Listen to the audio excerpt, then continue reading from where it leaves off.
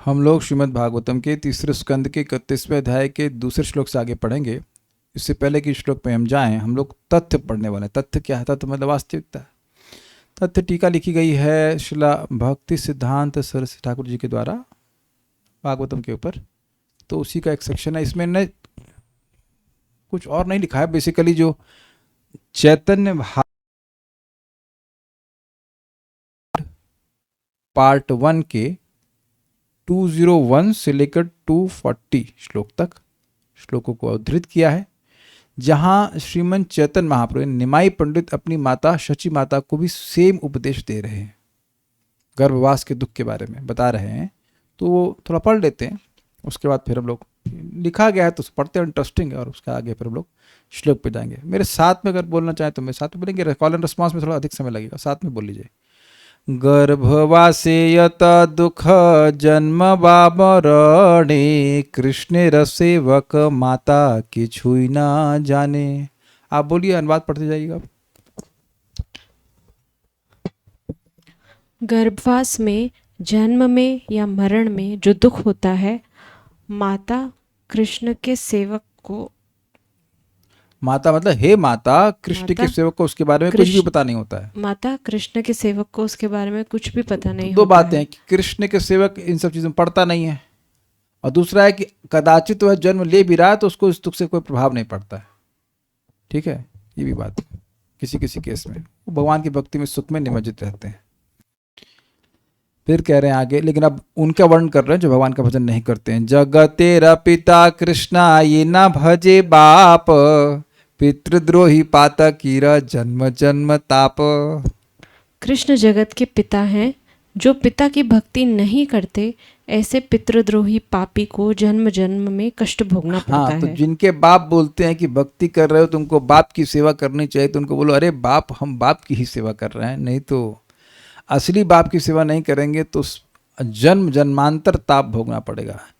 चित्तदिया सुन माता जीव ये गति कृष्ण ना भजिले पाए यते क दुर्गति। माता, मन लगाकर सुनो, अगर जीव कृष्ण की भक्ति नहीं करता है तो उसे कितनी दुर्गति का सामना करना पड़ता है।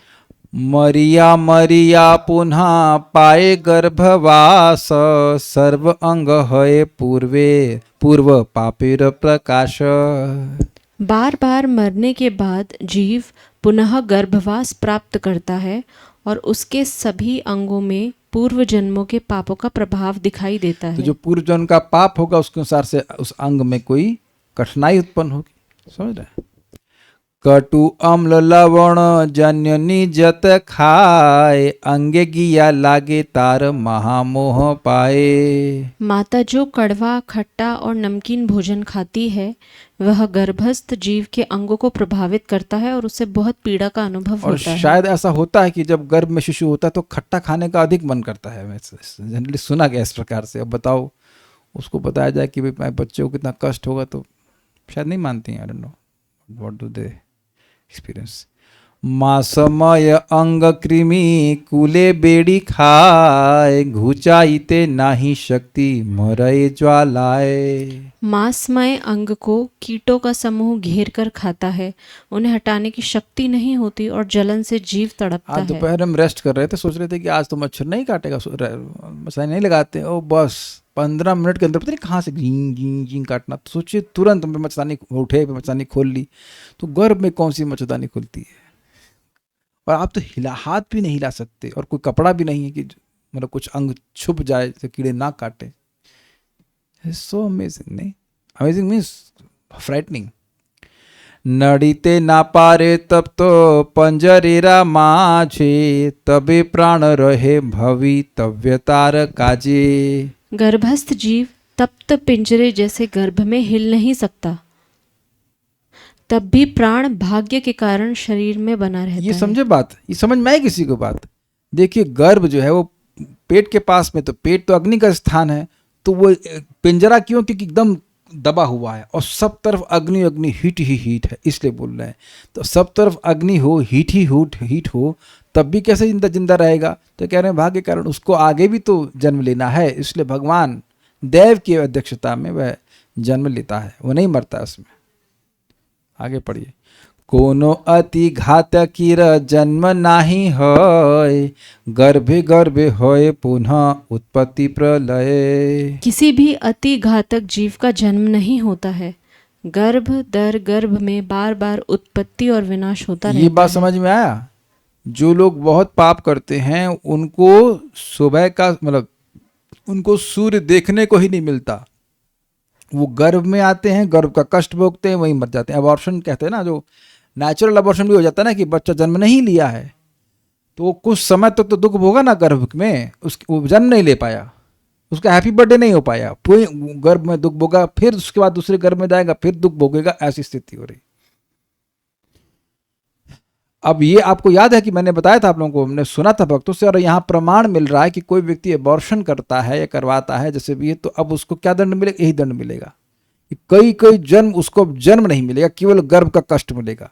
देखिए, गर्भ का कष्ट मिले, उसके बाद व्यक्ति बाहर आए और भगवान का भजन करेगा तो मोक्ष होने की संभावना है। लेकिन बार बार गर्भ का कष्ट मिलेगा तो क्या मिलेगा? केवल कष्ट ही मिलेगा, मुक्त होने का मौका नहीं मिलेगा। Very big punishment. ये भी नरक है, ये नरक ही है। शुन शुन माता जीव तत्वेर संस्थान, 7 मासे जीवेर गर्भे ते होय गान। माता सुनो, यह जीव तत्व की प्रकृति है कि 7वें मास में जीव को गर्भ में चेतना जागृत हो जाती है। तखने संगरिया करे अनुताप, स्तुति करे कृष्ण रे छाड़िया घन श्वास। तब गर्भस्थ जीव अपने पूर्व जन्मों को स्मरण करके अनुतापग्रस्त होता है और गहरी श्वास लेते हुए कृष्ण की स्तुति करने ये भी लगता अद्भुत है। बात है। वहां कौन सी हवा है, क्या है, लेकिन अब भगवान कह रहे हैं तो होता ही होगा। ओके।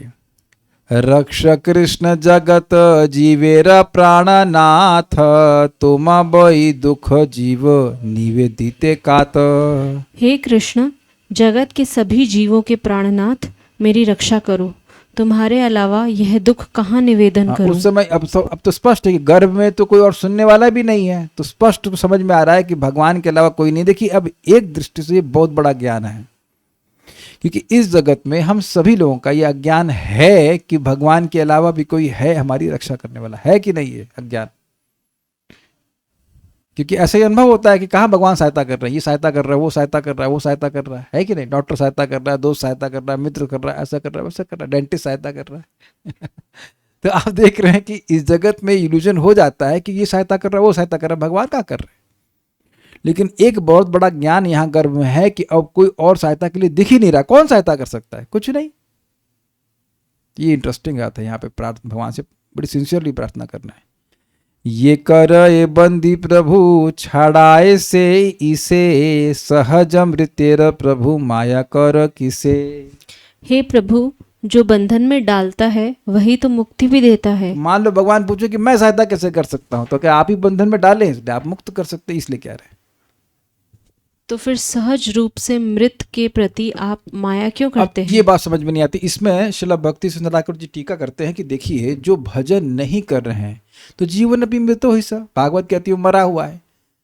तो कह रहे आप ये ऐसा क्यों हमको माया में डाल रहे हैं, या कह सकते हैं हमसे माया क्यों कर रहे हैं। मैंने कहने का मतलब है कि भगवान मान लो कहे कि अरे मैं क्या सहायता कर सकता हूँ, तो कह नहीं, आप ही सहायता कर सकते हैं। मैं तो पहले ही मरा हुआ हूँ, आपका भजन नहीं किया इसलिए तो गर्भवास प्राप्त किया हूँ, इसलिए मैं तुम पहले मरे हुए को क्या माया में डालेंगे या माया करेंगे, छल करेंगे, मत छल कीजिए हमसे, ये कहना चाहते हैं। नेक्स्ट। मिथ्या धन पूरो रसे गंगा इलू, अरे गंगा नहीं, गावा इलू जनम, न भजिलू तोरा दुई अमूल्य चरण। मिथ्या धन नगर के सुख में मैंने अपना जन्म बर्बाद कर दिया और तुम्हारे अमूल्य चरणों की भक्ति नहीं की। ये पुत्र पोषण कैलू अशेष विधर में, कोथा बासे सब गेला मोर ए कर में। जिस पुत्र का पोषण मैंने विधर्म के साथ किया वह सब कहाँ गया, मेरे इसी कर्म का यह फल है। समझा कि तुमने पहले ही पढ़ा था कि जिनके लिए सब पाप किया पिछले जन्मों में, वो सब गए, सब गायब, और हम अब दुख भोग रहे हैं। ये सब बातें देखिए जो कपिल देव कह रहे हैं वही चैतन्य महाप्रभु भी समझा रहे हैं। एखन ए दुखे मोर के करीब पार, तुमी से एखन बंधु करीबा उद्धार। अब इस दुख में मेरा कौन पार अब इस दुख में मेरा कौन पार लगा सकता है? हे कृष्ण, केवल तुम ही मेरे मित्र होकर मेरा उद्धार कर सकते हो। एते के जानिनु सत्य तुम्हार चरण, रक्ष प्रभु कृष्ण तोर लईनु शरण। इससे मैं समझ गया कि तुम्हारे चरण ही सत्य हैं। हे प्रभु कृष्ण, मैंने तुम्हारी ही शरण ली है, मेरी रक्षा करो। तुमी हे न कल्पतरु ठाकुर छाड़िया, भूली लाओ असत पथ प्रमत हैया। तुम जैसे कल्पतरु को छोड़कर मैं असत्य पथ पर मोहित होकर भूल गया। उचित तहारा ए योग्य शास्ति होय, करिला त एबे कृपा करो महाशय। यह दंड मेरे लिए उचित है। हे महाशय, अब मुझ पर कृपा करो। ए क्या करे भाई? ए कृपा कर ये ना तुमा ना पासरी, ये खाने से खाने कीने ना जन्मी ना मरी। यह कृपा करो कि मैं तुम्हें कभी न भूलूं, भले ही मुझे कहीं न कहीं जन्म मिले, वहां तुम्हें न भूलूं और न मरूं। ये खाने तुम्हारा नहीं, यशेर प्रचार, यथा नहीं वैष्णव जनिरवतारा। जहाँ तुम्हारे यश का प्रचार नहीं है और जहाँ वैष्णव जनों का अवतार नहीं मतलब है। वहां पे जन्म नहीं चाहता मैं। जे खाने तुम्हारा यात्रा महोत्सव नाई, इंद्रलोक हईले हो तहा नहीं चाही। जहाँ तुम्हारी लीलाओं के महोत्सव नहीं है, भले ही वह इंद्रलोक हो, वह मुझे नहीं चाहिए। गर्भवास दुख प्रभु एहो मोर भाला, यदि तोर स्मृति मोर रहे सर्वकाल। हे प्रभु, गर्भवास का दुख भी मेरे लिए भला है, यदि तुम्हारी स्मृति मेरे साथ सर्वदा बनी वेरी रहे। इंटरेस्टिंग। तोरा पाद पद्मेर स्मरण नाही यथा, हे न कृपा कर प्रभु न फैलीबे तथा। लेकिन जहाँ तुम्हारे पाद पद्मों की स्मृति नहीं रहती, हे प्रभु, मुझे ऐसी जगह कभी न डालना। ए मत दुख प्रभु कोटि कोटि जन्म, पाइलू विस्तार होना चाहिए, विस्तार प्रभु सब मोर कर्म। हे प्रभु, इस प्रकार विस्तार। का बहुत अच्छा। हे प्रभु, इस प्रकार का दुख मैंने करोड़ों करोड़ों जन्मों में भोगा है। यह सब मेरे ही कर्मों का फल है। से दुख विपद प्रभु रहु बारे बार, यदि तोर स्मृति थाके सर्ववेद सार। हे प्रभु, वह दुख और विपत्ति बार बार आए, परंतु यदि तुम्हारी स्मृति रहे, जो भी वेदों का सार है, जो सभी वेदों का सार है। मतलब यही मैं चाहता हूँ। हे न कर कृष्ण एबे दास्य योग दिया, चरणे राखह दासी नंदन करिया। हे कृष्ण, मुझे दास्य भक्ति देकर मुझे अपने चरणों में दास बना दो। बारिक करह यदि ए दुखेरा पार, तुम बहित भी प्रभु ना चाही मुआर। अगर एक बार इस दुख से मुझे पार कर दो, तो फिर हे प्रभु, तुम्हारे अलावा मैं और कोई इच्छा नहीं करूँगा। ए मत गर्भावासे पोड़े अनुक्षण, ताहो भालो भासे कृष्ण स्मृतिर कारण। इसी प्रकार गर्भवास में जीव क्षण क्षण में तड़पता रहता है, परंतु कृष्ण की स्मृति के कारण वह उस अवस्था को अच्छा मानता है। स्तवेर प्रभावे गर्भे दुख नाही पाए, काले पड़े भूमि ते आपन अनिच्छाए। प्रार्थना के प्रभाव से गर्भ में दुख की तीव्रता कम हो जाती है। समय पूरा होने पर जीव अपनी अनिच्छा के बावजूद पृथ्वी पर पड़ जाता है, जन्म ले लेता है। शुन शुन माता जीव तत्पर संस्थान, भूमि ते पड़िले मात्र होय अज्ञान। अज्ञान मतलब अज्ञान। माता, यह जीव तत्व का स्वभाव है कि भूमि पर पड़ते ही वह अचेत हो जाता है, अनकॉन्शियस हो जाता है, ज्ञान में आ जाता है। मूर्छागत हो क्षणे क्षणे कांदे श्वासे, कहिते ना पारे दुख सागरे ते भासे। जीव कभी बेहोश हो जाता है, कभी श्वास के साथ रोता है, दुख सागर में डूबता है, परंतु कुछ कह नहीं पाता है। कृष्णेर सेवक जीव कृष्णेर मायाय, कृष्ण ना भजिले ए मत दुख पाया। कृष्ण का सेवक जीव कृष्ण का भजन न करने के कारण कृष्ण की माया के द्वारा इस प्रकार दुख प्राप्त करता है। स्पेलिंग मिस्टेक है। कथ दिने काल वशे हय बुद्धि ज्ञान, इथ ये भजये कृष्ण से भाग्यवान। कुछ दिनों के बाद काल के वशीभूत होकर बच्चे को बुद्धि और ज्ञान होता है। इस परिस्थिति में जो कृष्ण की भक्ति करता है वही ये भाग्यवान बहुत है। इंपॉर्टेंट बात है। आप सब देख रहे हैं कि 6-7 साल तो बहुत ज़्यादा हो गया, मैं से 4 साल 5 साल में प्रज्ञा आ जाती है, ज्ञान थोड़ा होने लगता है, बच्चों को हो जाता है। ऐसी अवस्था में अगर वो भक्ति करने लगे तो बहुत भाग्यवान है, नहीं तो कंचे खेलने लगता है कि नहीं? कंचे खेलेगा, ये खेलेगा। आज हम कहीं देख रहे थे कि बच्चों को से कोई कंचे कहीं जा रहा था तो नहीं, कंचे खेल रहे हैं कुछ समथिंग। तो अब आप देख रहे हैं कि कंचे खेलेगा तो भाग्यवान नहीं है, कुछ कुछ भी ऊनो खेलेगा, पत्ते खेल रहा है, जो भी कुछ खेल रहा है वो अपने जीवन से ही खेल रहा है ना। तो ये बात यहाँ पे इंटरेस्टिंग है कि भाग्यवान होगा तो उसको बचपन से ही ऐसे मतलब वातावरण मिलेगा कि वह भगवान की भक्ति कर सके। ये बात यहाँ समझने वाली है, सबको मिलता नहीं ऐसा भाग्य। अन्यथा न भजे कृष्ण दुष्ट संग करे, पुनः से ही मत माया पापे डूबी मरे। अन्यथा जो कृष्ण की भक्ति नहीं करता और दुष्ट संगति करता है वह पुनः माया के पापों में डूबकर मरता है। अनायास से मरण, बहुत सुंदर लाइन है भाई, बहुत अच्छी बात। अनायास से मरण जीवन दुख बिने, कृष्ण भजिले से हय कृष्ण स्मरणे। दुख रहित जीवन और शांति से मरने के लिए कृष्ण का भजन और स्मरण करना चाहिए। ये क्या कहना चाहते हैं? देखिए भाई, माया जीव को दुख क्यों दे रही है? कृष्ण भूलिया जीव अनादिर बहिर्मुख, अतएव माया दे तार संसार दुख। तो जब व्यक्ति विमुख जीवन जिएगा श्री कृष्ण से, उनका भजन नहीं करेगा, तो माया इस जीवन में भी दुख देगी। वो किसी रूप में भी दे सकती है, किसी रिश्तेदार के रूप में देगी, और मच्छर वच्छर तो देते ही हैं, तो कोई दिक्कत नहीं, लेकिन रिश्तेदार बड़ा दुख देते हैं, है ना। कोई विरोध तो नहीं है किसी का, देखें किसी का विरोध हो। जितना सुख देते हो उससे ज़्यादा दुख देते हैं रिश्तेदार। वो एक्चुअली आपको सुख देने के लिए नहीं पैदा हुआ है, वो अपनी इंद्रिय तृप्ति चाहता है, इसीलिए आपसे रिश्ता बनाया, वो दुख ही देता है, वो दुख ही देगा। इस program to do like this.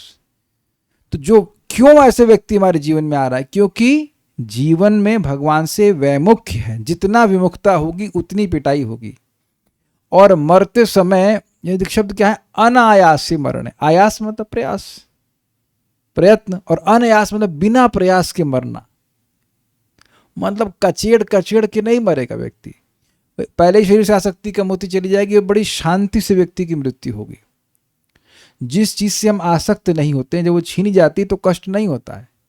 तो जब व्यक्ति भक्ति करता रहता है तो उसका शरीर छूटता है तो उसके शरीर में आसक्ति नहीं होती। हो सकता है थोड़ा कष्ट दिखाई पड़े, but he will not be miserable, that's a point. आप कितने एग्जाम्पल ले लीजिए, परम पूज्य कदम कानन महाराज, नाम everyone knows how Maharaj was living the body. मतलब हम जो भी अभी वर्तमान जो भक्त हैं जो कुछ समय में शरीर छोड़े, उन लोग का मैं नाम ले रहा हूँ। बाकी हरिदास ठाकुर जी तो आप देखिए ना, महाप्रभु को देखते देखते शरीर छोड़ दिया खट से। तो जितना ज़्यादा व्यक्ति भगवान की भक्ति में आगे बढ़ा रहेगा, उसको मरने में भी कोई प्रयास नहीं होगा, ये देखा गया है। तो ये भगवान के स्मरण का, भगवान के भजन का बहुत बड़ा लाभ यहाँ पे दिख रहा है। एते के भजह कृष्ण साधु संग करी, मने चिंत कृष्ण माथा मुखे बोलो हरि। इसलिए साधु संग करके कृष्ण की भक्ति करो, मन में कृष्ण का चिंतन करो और मुंह से हरि का नाम लो। क्या बोलना है? हरि हरि, हरे कृष्णा कृष्णा कृष्णा हरे हरे, हरे राम राम राम हरे हरे। देखिए साधु संग क्यों कह रहे हैं? देखिए मनगणन तरीके से कृष्ण का भजन होता नहीं। पहली बात तो देखिए बिना साधु संग के मन में आता ही नहीं कि कृष्ण का भजन करें, और कदाचित वह पूर्व के संस्कार से, कुछ परिवार के प्रभाव से थोड़ा बहुत कर भी रहा है, तो उसकी भक्ति में कोई वैसे बहुत स्ट्रेंथ नहीं आएगी। हाँ, दृढ़ता है ना, स्ट्रेंथ नहीं है कि उसे लगे कि अनर्थ उसके नष्ट हो रहे हैं, वही अनर्थ से लेके घूमता रहेगा, वही चाय पीता रहेगा, चाहे भगवान को शालिग्राम जी को ऐसे अर्पण करेगा। लौकिक श्रद्धा होगी, शास्त्रीय श्रद्धा नहीं होगी। साधु संग में व्यक्ति जब भजन करता है तो साधु संग से ही अनर्थ निवृत्ति होती है। श्रद्धा, साधु संग, भजन क्रिया। तो भजन क्रिया साधु संग के पहले नहीं आ सकती है, नॉट पॉसिबल। जो क्रम है वही क्रम है, वही क्रम है और वही क्रम है, था और है और रहेगा। साधु संग करने से ही अनर्थ निवृत्ति होती है, क्योंकि अनर्थ निवृत्ति भजन क्रिया से होती है। अग्रीड? और भजन क्रिया से पहले क्या आता है? साधु संग। तो साधु संग के बिना व्यक्ति भजन क्रिया में प्रवृत्त नहीं हो सकता है। कुछ वो थोड़ा दिन उस साधु संग की वजह से भजन क्रिया में प्रवृत्त हुआ था, जब साधु संग छोड़ देगा तो उसकी भजन क्रिया भी डाउन हो जाएगी। कुछ समय के बाद भजन होगा ही नहीं, भोजन क्रिया रह जाएगी, लेकिन भजन क्रिया में शिथिलता आएगी धीरे धीरे, फिर छोड़ देगा उसको। ये चीज है। तो इसलिए स्वयं चैतन्य महाप्रभु कह रहे हैं साधु संग में, भक्तों के संग में व्यक्ति को भजन करना चाहिए। कृष्ण का भजन अकेले नहीं, भक्तों के संग में होना चाहिए। देखिए आपके सामने लिखा हुआ है। और मन में श्री कृष्ण का स्मरण करना है, लेकिन मन में ही नहीं बोलना है हरे कृष्णा हरे कृष्णा। हरे कृष्णा कहाँ बोलना है? जीव से बोलना है। ये इसलिए कोई मन में सुमिरण करना है, नाम सिमरण करना है। लिखा है मुखे बोलो हरि, मुख में ऐसे कह सकते हैं, मुख में बल है तो बोलो हरि, मुखे बोलो। हम हिंदी वाला बल है, लेकिन यहाँ बल का मतलब बोलो है ऐसे। हरे कृष्णा कृष्णा कृष्णा हरे हरे, हरे राम राम राम हरे हरे। सर्वोपरि भजन है भगवान के नाम का जप करना, जीव से बोलना जरूरी है। चैतन्य महाप्रभु स्पष्ट कह रहे हैं ये सब चीजें करनी है। भक्तिहीन कर्मे को न फल नहीं पाए। सुनो कि जीव कैसे रुक गई। हाँ, भक्तिहीन कर्मे को न फल नहीं पाए, से ही कर्म भक्तिहीन पर हिंसा जाए। भक्तिहीन कर्म से कोई वास्तविक फल नहीं मिलता है। ऐसे कर्म केवल परहिंसा में ही समाप्त होते हैं। अब ये थोड़ा समझने वाली बात है, दिस इज वेरी इंटरेस्टिंग।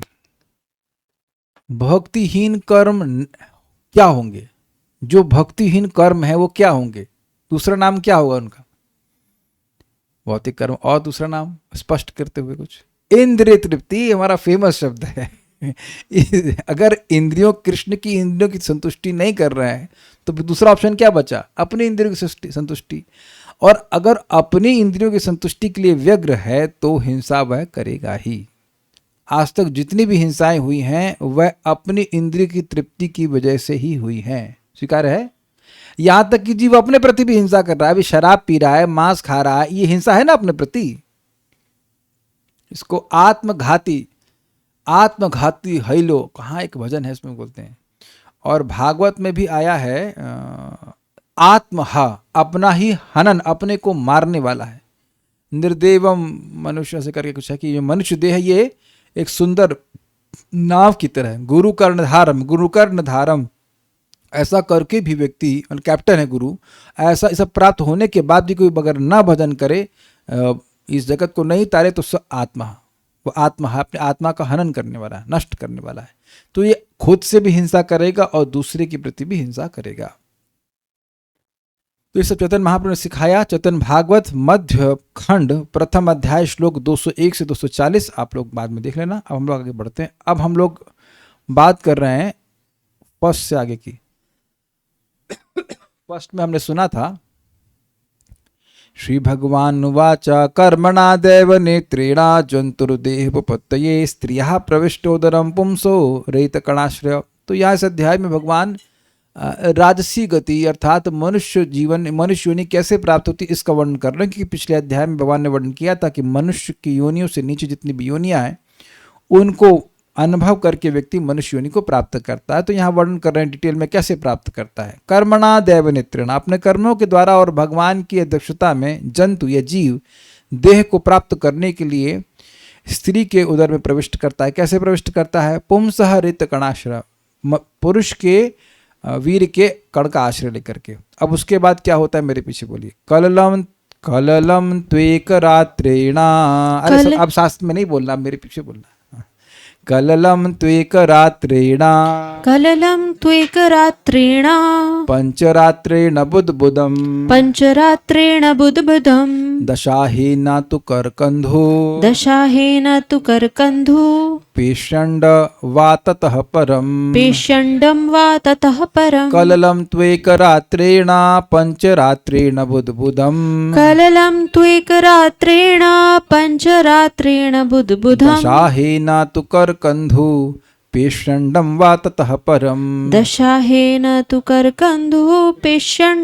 ततः परम कललं त्वेक रात्रेण पंचरात्रेण बुद्बुदम् दशाहेन तु करकंधो पेषण्डं वा ततः परम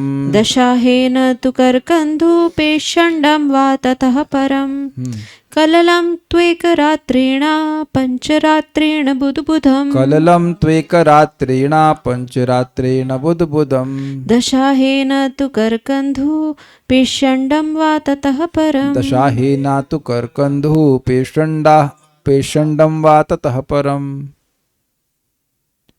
पहली रात्रि में शुक्राणु तथा रज मिलते हैं और 5वीं रात में यह मिश्रण बुलबुले का रूप धारण कर लेता है। 10वीं रात्रि को यह बढ़कर बेर जैसा हो जाता है और उसके बाद धीरे धीरे यह मांस के पिंड या अंडे में परिवर्तित हो जाता है। तो पात क्या है? अगर वह मैमल है, मैमल को क्या कहते हैं भाई? इसको संस्कृत में कहते हैं जरायुज है, जरायुज बोलते हैं, अंडज और जरायुज। जरायुज है तो वह मांस बनेगा और अगर अंडज है तो अंडा बन जाएगा। ये बात बोल रहे हैं। एक रात्रेणा कललम, पहली रात में शुक्राणु तथा रज मिलते हैं तो यानी तब, और तब पंच रात्रेण बुधबुधम, 5 रात्रि में मिश्रण बुलबुले का रूप धारण कर लेता है। दशाहे न कर कंदु होना चाहिए, स्पेलिंग मिस्टेक हुई ना, कर कंदु। तदंतर वह 10 दिन में बढ़कर बेर जैसा हो जाता है। तो यानी तथा परम, उसके बाद यानी 10 दिन के बाद में पेशी व अंडम, मांस के पिंड अथवा अंडाकार हो जाता है। तो मांस का पिंड होगा मैमल्स के केस में जरायुज, और अंड होगा अंडज जो पक्षी आदि उनके केस में। सारादर्शनी, कललम शुक्र और शोणित का मिश्रण होता है। बुधबुधम बुलबुले के समान आकार होता है। करकंदु बेर के फल के आकार के समान कठिन, थोड़ा सा मतलब टाइट सा हो जाता है, बेर जैसा हो जाता है। पेशी मतलब मांस पेशी, सुना आपने मांस पेशी, वही वाले पेशी मतलब मांस। और अंडम, जरायु प्रकृति होने पर पेशी यानी मैमल होने पर वह मांस का पिंड हो जाता है, अर्थात मांस पिंड की आकृति होती है और पक्षी आदि योनि में अंडे यानी डिंब के समान आकार प्राप्त होता है। तात्पर्य पढ़िए। अपने आत्मा का शरीर विभिन्न स्रोतों के अनुसार 4 प्रकार से विकसित होता है। एक प्रकार का शरीर पौधों का है जो पृथ्वी से फूटता है, ऐसे कहते हैं उद्बीज, बीज से उत्पन्न होने वाले। दूसरे प्रकार का शरीर पसीने स्वेद से उत्पन्न होता है, यथा मक्खी, कीड़े तथा खटमल। जैसे मतलब स्वेद, जो हमको ये समझ में नहीं आ रहा है कि मक्खी क्या हम लोग के पसीने से उत्पन्न होती है? किसके पसीने से उत्पन्न होती है? कोई जानता है उसके बारे में? खटमल हम लोग के पसीने से होते हैं क्या? उनके पसीने से मक्खी को इतना पसीना होता है कि दूसरी मक्खी जन्म ले लेती है। Very difficult to understand. ना होता तो हैगा, स्वेदज होता है, लेकिन क्या हिसाब किताब है? कीड़े तो समझ में आता है, कुछ बहुत सूक्ष्म कीड़े हो सकते हैं जो मैं ना दिखाई पड़ते हो, लेकिन जब व्यक्ति का पसीना निकलता है तो बदबूदार क्यों नहीं लगता? कुछ उसमें कुछ इन्फेक्शन होता होगा या सड़ता होगा, जो भी कुछ है।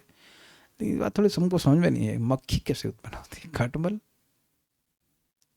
जनरली ये देखा जाता है कि जो लोग बहुत गंदे रहते हैं तो उनके गद्दों में खटमल आ जाते हैं, उसमें डैम्पनेस रहती है और उसको धुलते वुलते तो खैर गद्दे कौन धुलेगा, लेकिन धूप में भी नहीं डालते हैं तो खटमल हो जाता है। यही सिस्टम है ना, थोड़ी आर्द्रता रहती है और वो गंदे रहते हैं तो खटमल आ जाता है। कपड़े में बताते हैं कि ये पसीने से होता है, ये थोड़ा सा आश्चर्यजनक है मेरे लिए, रिसर्च करने वाली बात है। खैर रिसर्च की कोई जरूरत नहीं है, लेकिन एक आश्चर्य करने वाली, पसीने से कैसे पैदा हो जाते हैं। खैर पढ़िए। तीसरे प्रकार का शरीर अंडे से विकसित होता है और चौथे प्रकार का शरीर भ्रूण से उत्पन्न होता है।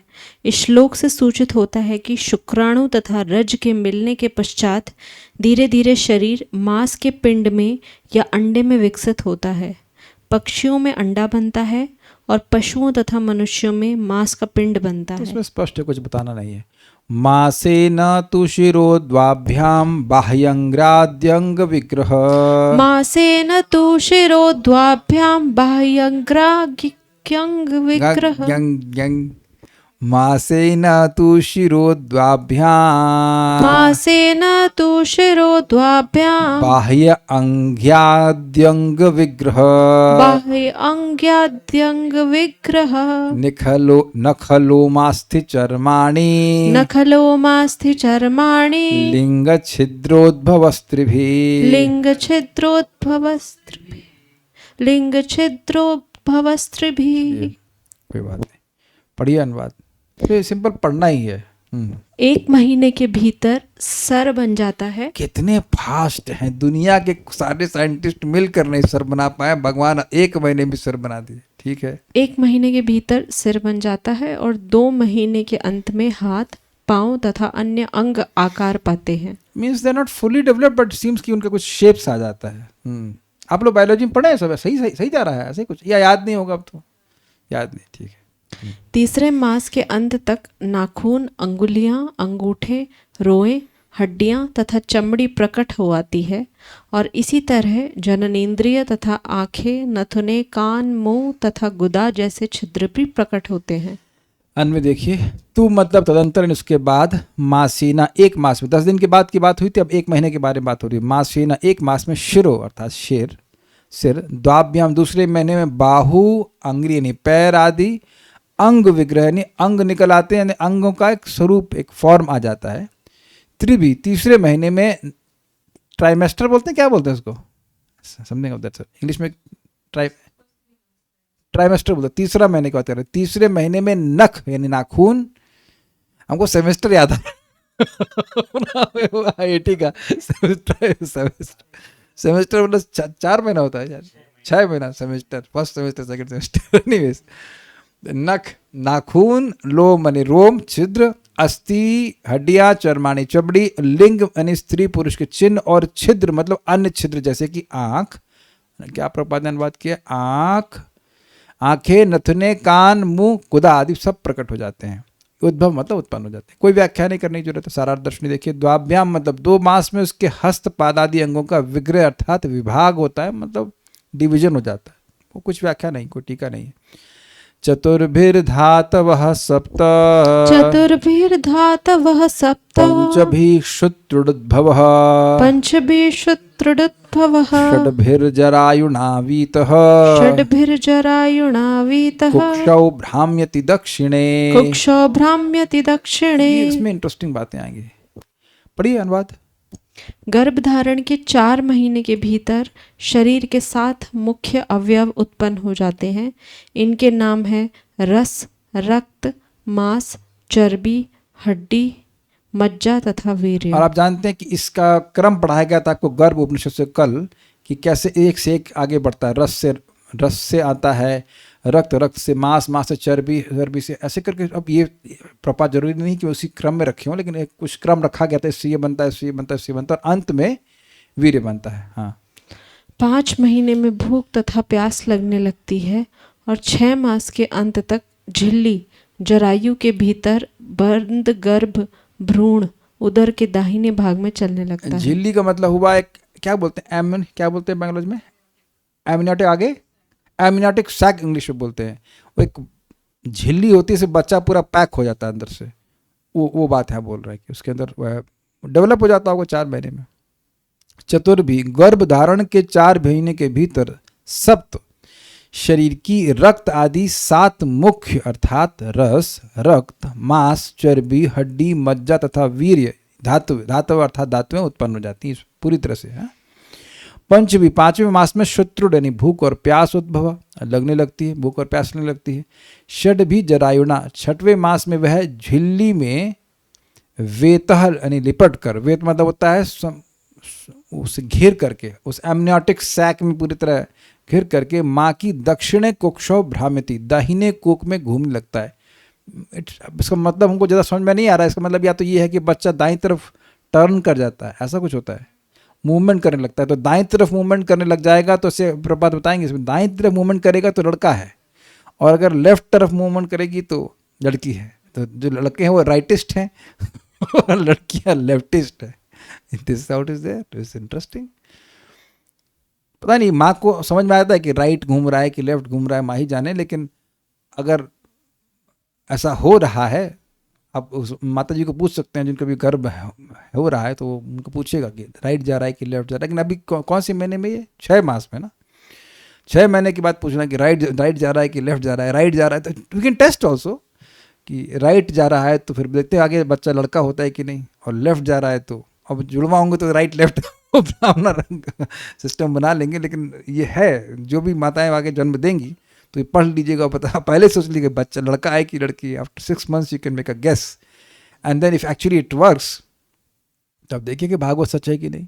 पता नहीं बायोलॉजी में से पढ़ाते हैं कि इससे कि ये लड़का होगा तो राइट घूमेगा, बायोलॉजी तो नहीं पढ़ा रहे हैं, तो भगवान तो यहाँ पढ़ा रहे हैं।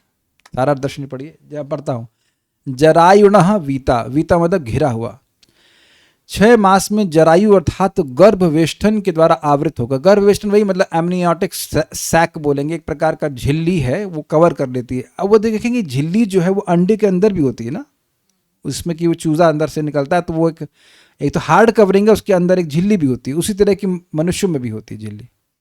ओके।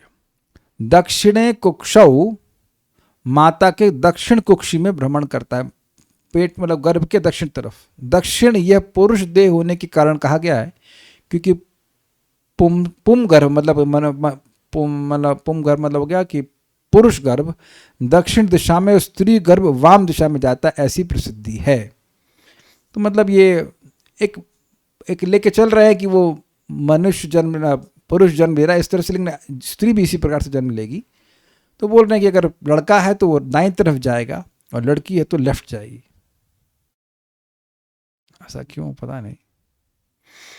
लड़कियों को पिंक पसंद है, लड़कों को, oh I can see that, Anant is wearing blue shirt and Vaishnavi is wearing almost pink, is it not? Your favourite is pink Vaishnavi? Oh yes, and your favourite is blue?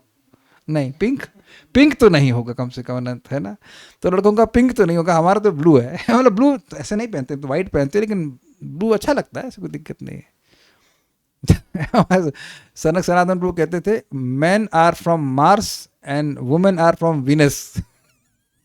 पता नहीं क्या मतलब है, but they are from different planets, different categories. मजाक करते हो, लेकिन मजाक के सच भी है, वी आर डिफरेंट पीपल। तो ये अलग अलग बात है, यहाँ पर से आप गेस कर सकते हैं। तात्पर्य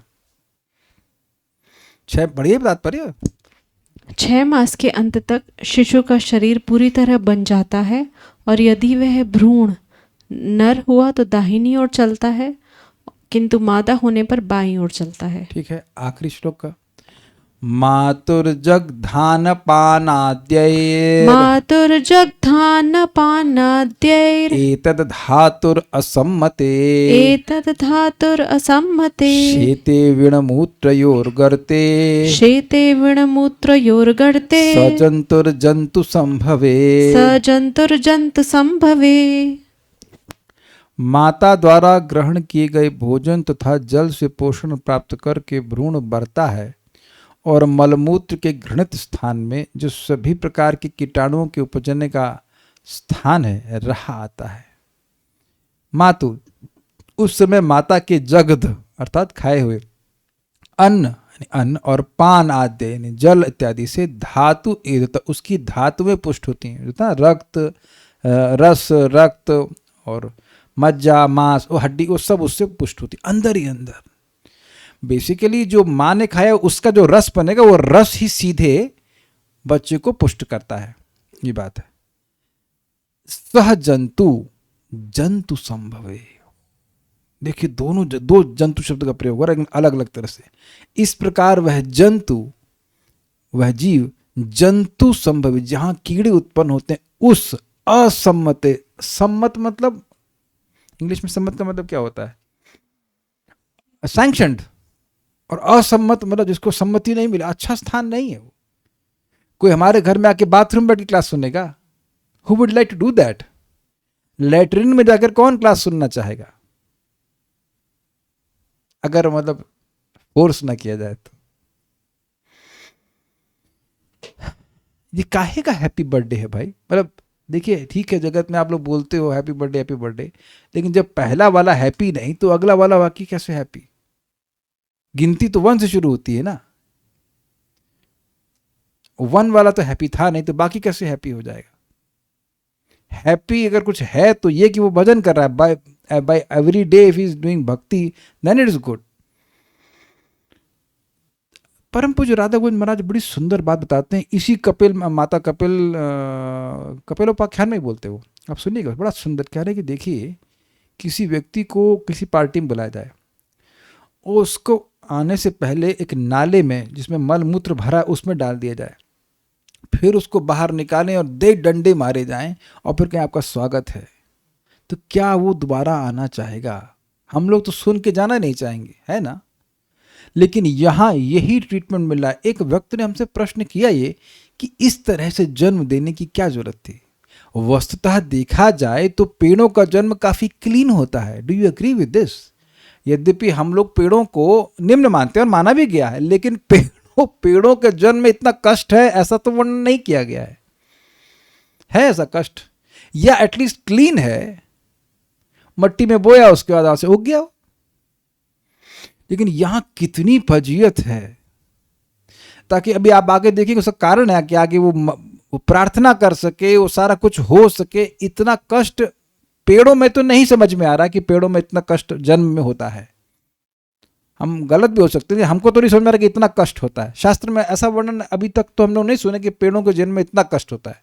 दे are not so conscious also anyways. उनका जीवन कष्ट में है कि धूप सहन कर रहे हैं, बारिश, लेकिन ये सोचने वाली बात है। तो देखो भाई, जन्म हम रोक नहीं सकते अपनी शक्ति से, भगवान की भक्ति तो अपनी शक्ति से कर सकते हैं ना। जितना जितना जितना प्रभुपाद बताए कम से कम उतना तो व्यक्ति करे। हो सकता है कि हम मुक्त हो जाएं। मैं हो सकता हूँ मतलब हो सकता है इसी जीवन में हो जाए, हो तो जाएंगे ही इवेंचुअली, लेकिन हो सकता है इस जीवन में हो जाए। ये मौका नहीं छोड़ना चाहिए और अपने जीवन के निर्णय कम से कम 30-31 अध्याय तीसरे स्कंद को सुनने के बाद करने चाहिए। क्या समझ रहे हैं मैंने क्या कहा? कोई भी निर्णय कर रहे हैं, ऐसा निर्णय नहीं फलीभूत होना चाहिए कि हम भजन ना कर पाए, बहुत बड़ा नुकसान हो जाएगा। इन अध्यायों को पढ़ करके सुन करके, स्पेशली सुनने से और अधिक प्रभाव पड़ रहा है। कम से कम कुछ तो विवेक होना चाहिए कि मैं क्या डिसीजन ले रहा हूँ। हमें दुनिया से मतलब नहीं है, क्योंकि दुनिया हमारे साथ नहीं मरेगी और ना ही हमारी गति को प्राप्त करेगी। हम मरेंगे, हम अपनी गति को प्राप्त करेंगे, तो हमारी भक्ति से, हमारे कर्मों से हमारा फायदा होने वाला है कि नहीं? ये बात समझने वाली है। इसीलिए कह रहे हैं जंतु संभव है। जहां कीड़े, जंतु जहां पे कीड़े उत्पन्न होते हैं वहां वह रहता है। उस असम्मत यानी गर्हित विष्ठा तो है ही उस स्थान पर, और मूत्र हो स्पष्ट है, गर्ते शेते गड्ढे में सोया पड़ा रहता है। यहाँ कुत्ते को कभी देखते हैं कि कीचड़ में पड़ा हुआ है या नाली में पड़ा हुआ है, तो कितना हम उसको दया आती, क्या जीवन उसका है। हम सभी लोग इस प्रकार से माँ के गर्भ में से अवस्था में होकर के आए हैं, तो ये बहुत अच्छी बात तो नहीं, there's nothing to be proud of about it। सारार्थ दर्शने एतत् धातु, एतत् से अभिप्राय क्रमशः वर्धित हो रहे हैं धातु समूह जिसके वह मातृ गर्भस्थ जीव, यानी कि ये जो पॉइंट ये है कि जो बच्चा है जो माँ के गर्भ में, उसकी धातु, उसके जो विभिन्न प्रकार के धातु हैं वो माँ के रस से, माँ के खाए हुए अन्न और अन्न से और जल आदि से वह पुष्ट हो रहे हैं। इससे स्पष्ट है कि माँ का जो खाया होना चाहिए बहुत पौष्टिक होना चाहिए। एनीवेज, माता के खाए पिए अन्न पान आदि के द्वारा वर्धित होकर अनअभिप्रेत होने पर भी उसे विष्ठा मूत्र के गर्भ में शयन करके रहना होता है। मतलब जहां नहीं रहना चाहिए वहां पर ही उसको रहना होता है। ये पनिशमेंट दिया जा रहा है उसको। भगवान से विमुख होगा तभी न जन्म लेगा, तो ऐसे तो है ना, पनिशमेंट दिया जा रहा है। मार्कंडे पुराण में कहा है, आप्यायनी यानी शुक्र और ओज की बलवर्धक नाड़ी उस गर्भस्थ संतान की नाभि में निबद्ध रहती है। मतलब नाभि के द्वारा उसके पुष्ट, कोई देखिए अनेक प्रकार की नाड़ियां होती है, तो आपने सुना था कि नाड़ियों के द्वारा उसको एनर्जी मिलती है। तो ये नाम बता रहे आप्यायनी नाड़ी है, वो गर्भस्थ शिशु को नाभि की गर्भस्थ शिशु की नाभि से बंधी रहती है, ऐसा कह रहे हैं, फिक्स्ड रहती है। वह माता के अंत्र छिद्र अर्थात नाड़ी भुंडी के छिद्र से युक्त होकर उत्पन्न होती है। इट सीम्स कि माता के जो नाड़ी का मतलब क्या कहते, नाभि के स्थान होगा, वहीं से कुछ कनेक्शन होता होगा, हमको डिटेल नहीं समझ में आ रहा है।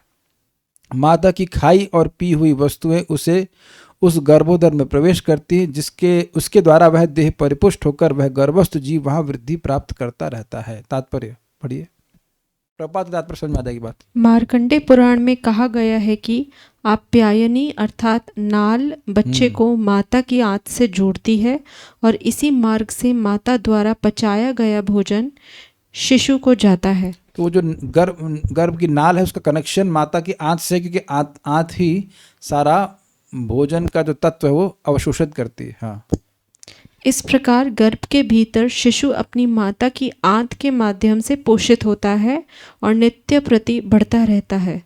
मार्कंडेय पुराण के कथन की पुष्टि आधुनिक चिकित्सा विज्ञान द्वारा होती है, अतः पुराणों के प्रमाण को काटा नहीं जा सकता, जैसा कि कभी कभी मायावादी चिंतक करते हैं। चूंकि शिशु माता द्वारा स्वांगीकृत भोज्य पदार्थ पर पूर्णतया निर्भर रहता है, अतः गर्भावस्था में माता द्वारा ग्रहण किए जाने वाले भोजन पर प्रतिबंधन हाँ, और रहते बहुत हैं। बार तो माता आजकल सुनते हैं कि सिगरेट भी पीती हैं। तब तो हम कोई बहुत ऐसी बहुत विवादित बात तो नहीं कर रहे हैं, तो बहुत आजकल सुनने में आ रहा है, सब चीज़ चल रहा है।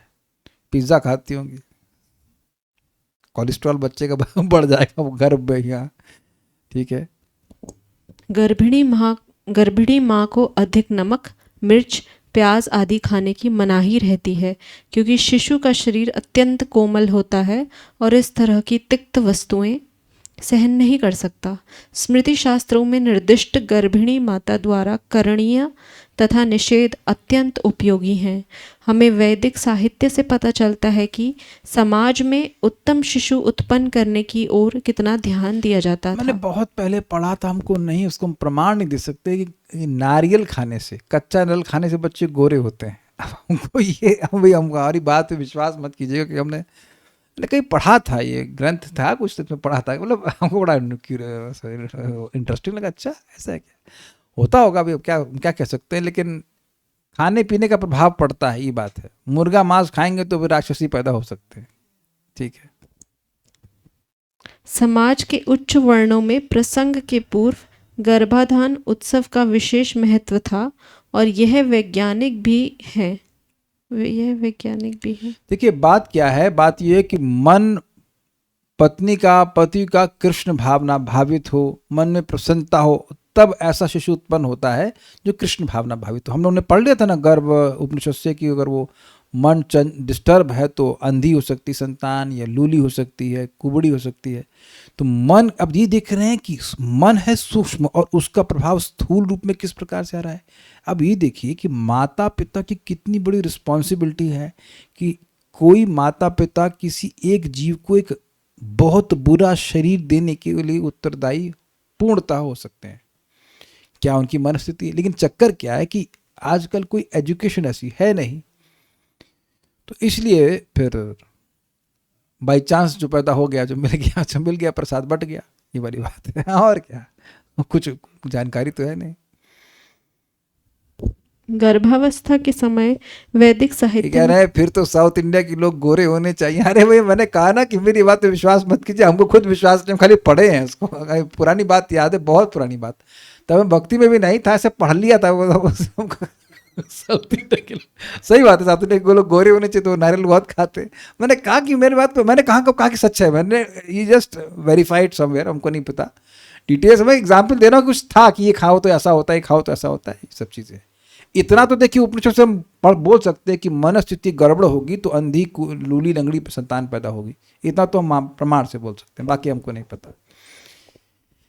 लेकिन ये देखा गया है, जैसे कि हम लोग सुने हैं श्रीमान गौरांग प्रभु की माता जी जब वो अपनी माँ के गर्भ में थे तो वो रामायण पढ़ती थीं और बहुत सारी विष्णु सहस्त्र नाम आदि करती थीं। एक और इनकी मित्र हैं, तो वो अपने पति की शांति के लिए विष्णु सहस्त्र नाम पढ़ने लगी, लेकिन उस समय वो गर्भवती थी तो बच्चा जो था वो बड़ा शांत पैदा हुआ। पति तो शांत हुए कि नहीं हुए, लेकिन बच्चा जरूर शांत हुआ। तो कल एक बात आ रही थी कि वो कितने महीने में प्रभाव पड़ता है। देखिए भगवान का नाम तो किसी भी जीव को प्रभावित करेगा। वो कल एक बात से भक्तों से भी डिस्कशन हो रहा था, वो बात क्लियर हो रही है। वो एकदम चेतना में आएगा तो अलग बात है, तो समझ में आएगी माँ क्या कर रही है। लेकिन जो भी माँ कर रही है, भाई जब वो जन्म नहीं लिया है तब भी माँ अगर कृष्ण कॉन्शियस है तो एक सुंदर आत्मा आकृष्ट होती है। ये थोड़ा विज्ञान समझिए, जब माता पिता कृष्ण भावना भावित हैं तो एक आत्मा, सुंदर आत्मा आकृष्ट होती है। इसका प्रमाण क्या है? प्रमाण है भागवतम तीसरा स्कंद, अरे तीसरा स्कंद भैया, दिति और कश्यप का प्रसंग था ना, दिति कश्यप और दिति है ना, हाँ। तो कश्यप बोले इस तुम गलत मेरी चेतना थी और गलत टाइम था, इसमें कोई भूत प्रेत ही जन्म लेगा और बाद में असुर पैदा हुए। तो जैसी चेतना होगी माता पिता की, वैसी ही आत्मा आकृष्ट होगी, ये कहने की बात है। एक सिंपल सी बात है, यहाँ भागवतम हो रही तो पियक्कड़ लोग होंगे यहाँ पर क्या? कोई पियक्कड़ लोग आकर्षित होंगे कि हाँ दारूबाज होंगे, जो जहाँ दारू बिक रही वहाँ आप लोग क्यों जाओगे? सिंपल लॉजिक है कि नहीं? उसी तरह से जब कृष्ण भावना भावित माता पिता होंगे तो कृष्ण भावना भावित बच्चे होंगे। इसलिए अगर बच्चे भक्ति नहीं कर रहे हैं तो दोष किसका है? माता पिता का है। अब जो हो गए सो हो गए, उनको प्रसाद तो खाता ही है, उसमें प्रसाद खिला दीजिए, लेकिन पॉइंट इज कि you can't blame them entirely. आपने उनको बुलाया है बेसिकली, जिसने भी उसको मतलब जैसे संतान उत्पन्न करिए बुलाया। ये बातें हैं। कुछ कहना चाहते हैं काली कृष्ण प्रभु? हाँ, अब एक अच्छा प्रश्न है कि मान लीजिए कि अब बहुत जगह ऐसा होगा कि हम सभी लोग देख सकते हैं कि बहुत जगह बच्चा भक्ति कर रहा है, माता पिता नहीं कर रहे हैं। तो देखिए बात क्या है, बात ये है कि चैतन्य महाप्रभु का जो मूवमेंट है वो गर्भाधान संस्कार पे लिमिटेड नहीं है। गर्भाधान संस्कार आधार कार्ड पे नहीं लिखा रहता, या महाप्रभु के भक्त चेक नहीं कर रहे हैं कि गर्भाधान संस्कार हुआ था कि नहीं हुआ था फिर भक्त बनाएंगे। समझ रहे ना बात? तो महापापी लोग जो हैं, जो गाय का मांस भी खा रहे हैं, उनको भी हरे कृष्ण मंत्र दिया जा रहा है, उद्धार किया जा रहा है। बट जो सिद्धांत है वो तो बोला ही जाएगा ना, ये चीज है। ठीक है, गर्भावस्था के समय देखिए बात सिंपल है। आप जब किसी को भक्ति देते तो पूछते हैं कि तुम्हारे माता पिता ने गर्भधारण संस्कार का पालन किया था कि नहीं किया था? आपसे पूछा गया था, जब हमसे नहीं पूछा गया तो दूसरे क्या पूछेगा? अरे हरे कृष्ण कर यार। चांडाल भी क्यों ना हो, अगर वह भगवान का भजन करेगा तो वह तो ब्राह्मण से भी श्रेष्ठ हो जाएगा। तो डिवोटी से different kind of faith, but they are not undermining the process of गर्भधान। अगर किसी को पता है और संतान उत्पन्न करना चाहता है तो क्या जरूरत है चांस लेने की, असुर पैदा करने के लिए? जब संतान पैदा ही करना है तो भगवान का नाम जप करो। प्रपात कहते थे कि 50 माला पति जप करे और 50 माला पत्नी जप करे और फिर संतान का प्रयास करे। अब एक वक्त बता रहे थे कि उसको हाफ ऑफ कर दिया, 25 उनने किए, 25 माता जी ने किए, but still there daughter is a devotee, मतलब अच्छा भक्त है, लाइक दैट। यद्यपि तपस्या लगेगा, लेकिन बहुत बड़ा रिस्पॉन्सिबिलिटी है ना, बहुत बड़ी रिस्पॉन्सिबिलिटी। उसको आप पूरा जीवन उसकी रिस्पॉन्सिबिलिटी लेने वाले, भजन भी नहीं करे तो टाइम बर्बाद होगा ना, आपका पैसा बर्बाद होगा, आपकी एनर्जी और बर्बाद होगी। अगर भक्त बन गया, नहीं कहना कि पूरा शुद्ध भक्त बन जाए, कुछ तो भक्त बने करे, 4 माला 10 माला 5 माला कुछ तो माला करे, कुछ तो भजन करे। एकदम नहीं कर रहा है तो ठीक नहीं है। ठीक है, गर्भावस्था के समय वैदिक साहित्य में संस्तुत अन्य विधियां भी अत्यंत महत्वपूर्ण है। शिशु की देखभाल करना माता पिता का प्रमुख कर्तव्य है, क्योंकि इससे समाज ऐसे लोगों से पूर्ण हो सकेगा जिससे समाज, देश तथा मानव जाति के लिए शांति तथा संपन्नता आ सकती है। और ऐसा नहीं होने से ही समाज में सारा बवाल होता है, इसलिए बहुत बड़ी रिस्पॉन्सिबिलिटी। प्रपात बहुत अच्छी बात अब बोल रहे थे 7.11 भगवदगीता के श्लोक में कि ब्रह्मचारी तो गृहस्थ के यहाँ से आएगा ना, ब्रह्मचारी कैसे तो पैदा हो नहीं सकता है। तो अच्छा गृहस्थ होगा तभी वो ब्रह्मचारी को पैदा कर सकता है, और नहीं तो फिर कुत्ते बिल्ली पैदा होंगे तो कुत्ते बिल्ली कैसे ब्रह्मचर्य का पालन करेंगे, कुछ भक्ति कर पाएंगे? तो कुछ यहाँ पे पूछना है मेरे ख्याल से, कुछ पूछने वाला तो है नहीं। हनुमान जी के पसीने से मगरमच्छ गर्भ धारण कर लिया था, मकर ध्वज होगा। फिर तो साउथ के लोग गोरे होने चाहिए थे, नारियल तो वही होता है। भाई मजाक मत करो, मुझे नहीं पता। ठीक है, सो स्टॉप हियर। कुछ कहना चाहते हैं आप? हाँ बोलिए। हरे कृष्ण प्रभु जी, कल के प्रसंग में और आज के प्रसंग में भी इतना विभत्स वर्णन हुआ है कि जो लोग अनैतिक काम करते हैं वो सूर्य देखने को भी नहीं मिलता है, या आज भी। इसके बाद भी सरकार या घर परिवार में भी ये देखने में आ रहा है कि लोग इस तरह का प्रोत्साहन देकर के इस काम को करते हैं। तो क्या देखिए, करने की बात का कारण समझिए। गर्भाधान तो किया नहीं, तो अब एक्सीडेंटल संतान पैदा हो जाती तो इस तरह की इच्छा व्यक्ति करता है। अगर ऐसा संतान हो रही जो आगे भविष्य बहुत उज्जवल होगा, उसको क्यों मारेगा व्यक्ति? उसे क्यों मारेगा? लेकिन पॉइंट क्या है? पॉइंट ये है कि आजकल सारा जो समाज है वो केवल इंद्रिय तृप्ति की ओर गेयर्ड है। गेयर वहीं लगा हुआ है कि इंद्रिय तृप्ति करो। तो शादी भी लोग इसीलिए करते हैं कि सोचते हैं कि बस इंद्रिय तृप्ति करें। बल्कि माता पिता भी बोलते हुए देखे गए हैं कि अभी तो उनको एंजॉय करने का समय है। नहीं बोलते हैं? बताइए, माता पिता तक इस प्रकार से बोलते हैं। तो क्या कर सकते हैं? कुछ नहीं कर सकते। जो यहाँ डिस्कशन हो रहा है उसको विचार कर लेना चाहिए, फिर अपने अनुसार अपने जीवन में जितना अप्लाई करना चाहें कर सकते हैं। So will stop here. Shrimad Bhagavatam की जय, श्रील प्रभुपाद की जय, निताई गौर प्रेमानंदे।